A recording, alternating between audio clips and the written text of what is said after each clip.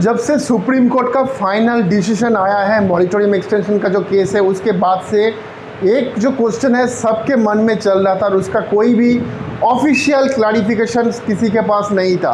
वो क्वेश्चन ये था कि एनपीए का जो कैलकुलेशन है वो कब से होगा, मतलब सितंबर 1, 2020 से होगा या फिर जिस दिन सुप्रीम कोर्ट का फाइनल डिसीजन आया मतलब मार्च के बाद से होगा।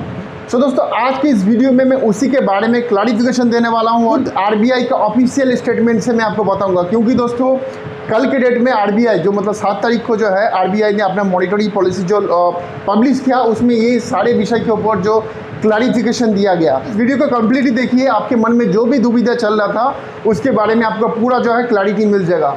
मैं हूं हसन, आप देख रहे हैं यू नीड टू नो। अगर वीडियो अच्छा लगता है हमेशा की तरह रिक्वेस्ट करूंगा वीडियो को लाइक करके मुझे फीडबैक भेजिएगा, और अभी तक अगर मेरे चैनल को सब्सक्राइब नहीं किया है तो नीचे दिए गए सब्सक्राइब बटन को प्रेस करके इस चैनल को सब्सक्राइब जरूर कर लीजिएगा, जिससे आगे भी फाइनेंस, क्रेडिट कार्ड और बैंकिंग रिलेटेड वीडियो आपको मिलती रहे। तो चलिए दोस्तों बात करते हैं मेन टॉपिक के ऊपर।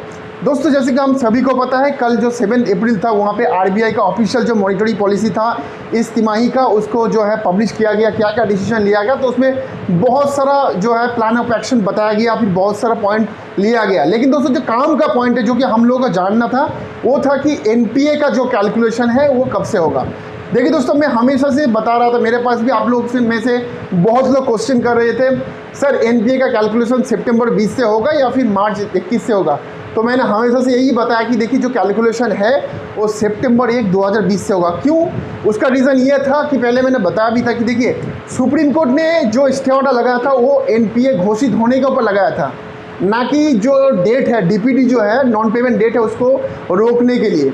सो मेरा हमेशा से कहना ये था कि सितंबर 1, 2020 से होगा। तो उसी को जो है आरबीआई ने भी जो है मोहर लगा दी। यहाँ पे मैं दिखा रहा हूँ एक न्यूज़ पोर्टल का डिटेल्स प्लस आपको साथ ही साथ जो ऑफिशियल जो आरबीआई का नोटिफिकेशन है वो भी मैं आपको दिखा रहा हूँ। यहाँ पे क्लियरली लिखा है जो मॉनिटोरियम पीरियड था मतलब 1 मार्च से लेकर 31 अगस्त 2020 तक, उस पीरियड को हटा दिया जाएगा। कस्टमर का जो भी मॉनिटोरियम जो कैलकुलेशन होता है डीपीडी का उससे हटा दिया जाएगा, मतलब नॉन पेमेंट का जो हिसाब होता है उससे हटा दिया जाएगा, और उसके बाद से नॉर्मल जो प्रोसेस है उसके हिसाब से कैलकुलेशन होगा एसेट क्लासिफिकेशन। इसका मतलब ये हो रहा है कि सितंबर 1 से अगर आपका पेमेंट नहीं हुआ है तो आपका जो नॉन पेमेंट डेट है उसी डेट से कैलकुलेशन होगा।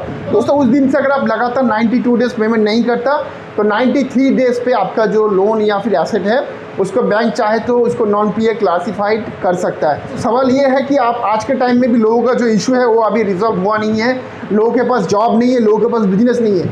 तो सवाल ये बनता है कि अभी जो है अभी क्या करना है, मतलब जब जॉब ही नहीं है, पैसा ही नहीं है तो क्या करना है। देखिए दोस्तों अगर आपके पास पैसा ही नहीं है, जॉब ही नहीं है तो आप कुछ नहीं कर सकते हो। कोई टेंशन मत लीजिए, जो होना है होगा। दोस्तों कुछ सॉल्यूशन होने वाला है नहीं। अगर आपका अनसिक्योर लोन है तो टेंशन की कोई बात नहीं।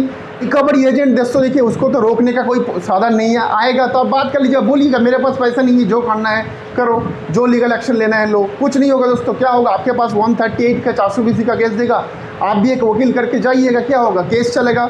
आप बोलेगा हम मेरा हालत ये है, आप मैं कहाँ से पैसा दो, थोड़ी ना आप क्राइम कर रहे हैं। डिफ़ॉल्ट होना कोई क्राइम नहीं है, बार बार मैं बता रहा हूँ। डिफ़ॉल्ट अगर आप लोन पेमेंट नहीं कर पा रहे हो तो वो कोई क्राइम नहीं है, सुप्रीम कोर्ट का जजमेंट में भी बोला गया। लेकिन हाँ अगर आप कोई विलफुल डिफॉल्ट हो, जानबूझ के पैसा नहीं दे रहे हो, या फिर आप कोई 420 का फ्रॉड डॉक्यूमेंट्स दिया हो, या फिर आप फ्रॉड कुछ कर रहे हो, तो उस सिनारियो में आपको डरने की जरूरत है। लेकिन अगर आपका जॉब चला गया है, आपका बिजनेस डाउन है, आपका पैसा नहीं है, तो आपको क्या डरना है, क्या डरना है आपको? कुछ टेंशन लेने की बात नहीं, जो होगा देखा जाएगा। ज़्यादा टेंशन मत करो दोस्तों। टेंशन करके अभी तक आपने टेंशन किया 6, 8, 9 महीने, क्या सॉल्यूशन मिला? नहीं मिला ना। सो आप प्लीज़ फोकस करो आपके काम में, जो भी आप काम करते हो उसके ऊपर फोकस करो, कोशिश करो पैसा गैदर करने के लिए, बैंक को जो पैसा चुकाने के लिए। लेकिन टेंशन ज़्यादा मत करो, जो रिकवरी वाला आएगा उससे एकदम डट के बात करो, कोई टेंशन लेने की जरूरत नहीं है। सो दोस्तों आगे इस टॉपिक के ऊपर और मैं एक वीडियो बनाऊंगा। सो इस सिनारियो में आपको क्या करना है ये दोस्तों बस इतना ही है। हम मिलते हैं अगले वीडियो में, तब तक अपना बहुत सारा ख्याल रखिएगा। जय हिंद, वंदे मातरम।